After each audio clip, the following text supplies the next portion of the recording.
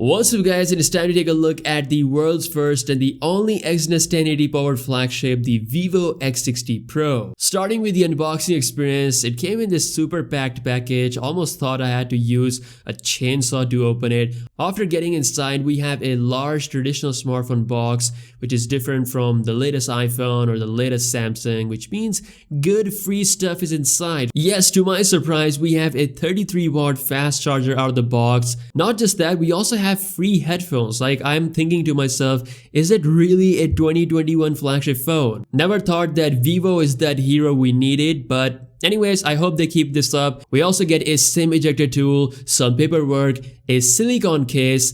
Definitely a proper flagship introduction. And then finally, the phone itself. Right off the bat, I can say this thing is attention seeker. What a colorful look. Feels incredibly light. We got aluminum on the side. Left side of the phone is completely plain. On the right side, we have the power and volume keys. The back of the phone is fingerprint free with a matte finish and a pretty minimal camera bump considering how much cameras this thing is packing. Vivo has collaborated with Zeiss using their state-of-the-art optics, so we have that Zeiss logo on the back. As for the actual camera specs, we have a main 48 megapixel lens, a dual zoom setup, which we only generally see with $1,000 plus smartphones. So we have a 5x optical zoom and a 2x optical zoom for portraits, and a super wide angle lens that can also be used as a macro lens. So I've tested out this camera and the images have great detail, good dynamic range. The software processing kind of reminds me of Samsung. I mean, it is using a Samsung Exynos chip, so not really surprised there. Overall, nice vibrant colors. It lets you get super close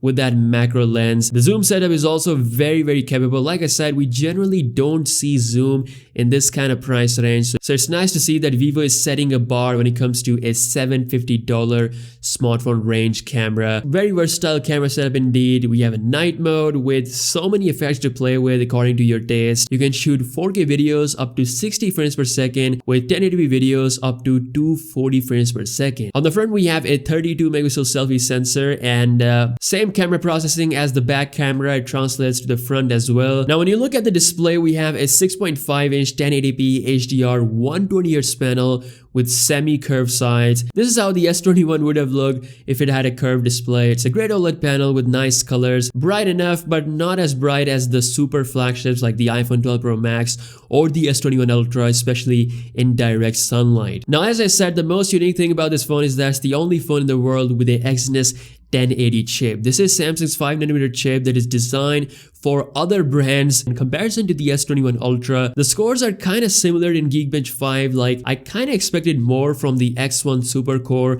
of the Exynos 2100. So far, it's not really showing that difference in the Geekbench 5. We got the same Meli G78 graphics, so for the most part, we're gonna see same kind of performance. Now, Vivo has done its own optimization on top of this. We have Ultra Game Mode, which pushes the frame rate to its absolute limits in supported games. So currently, it does support Pubg and it actually runs really good for its supported high settings. There's also a optimization mode to really make the processor efficient. This is a really good chip, and if Samsung actually offers a great price, I can see a lot more brands using this, especially the upcoming Pixel phone, which we have heard that it could actually use the Exynos processor. Now, we have Android 11 running on this phone, but it actually looks so much like an iOS clone. They're calling it Origin OS, but it takes so much inspiration from iOS 14, from its control center to its home screen with all the widgets. We do have an option to switch to more of an Android kind of feel, which is something that I prefer. But hey, if you like the iOS vibe, you definitely have that option. Now, the phone feels very polished, like we're not in 2017 or 2018. This is very optimized animations, and with that 120Hz refresh rate, it feels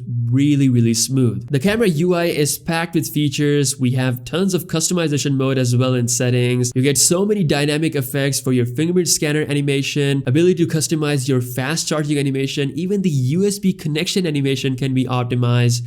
You can take easy screenshots by swiping 3 fingers and then swipe your fingers even more to take a longer screenshot. The battery on this phone is 4300 mAh, which is going to be plenty enough for a decent day usage. So I think in 2021, this is the most feature-packed $750 phone that I have used. Not even the Xiaomi Mi 11 was this capable, especially with Vivo offering the periscope camera system at this price range. Now, if you want to go one step ahead, there's also a Vivo X60 Pro Plus with the Samsung's 50 megapixel GN1 sensor. It also has a higher resolution 48 megapixel ultra wide angle lens. You have to pay like $150 to $200 more for that model, but for the most part, this X60 Pro feels already pretty capable. Really hope this phone comes out to global market. I think it might come out at some point, but yeah, let me know what you think about this in the comment section below. It's powered by Samsung, and I feel like we're gonna see a lot more companies jumping on this Exynos chip. As always, if you guys are new here, be sure to subscribe,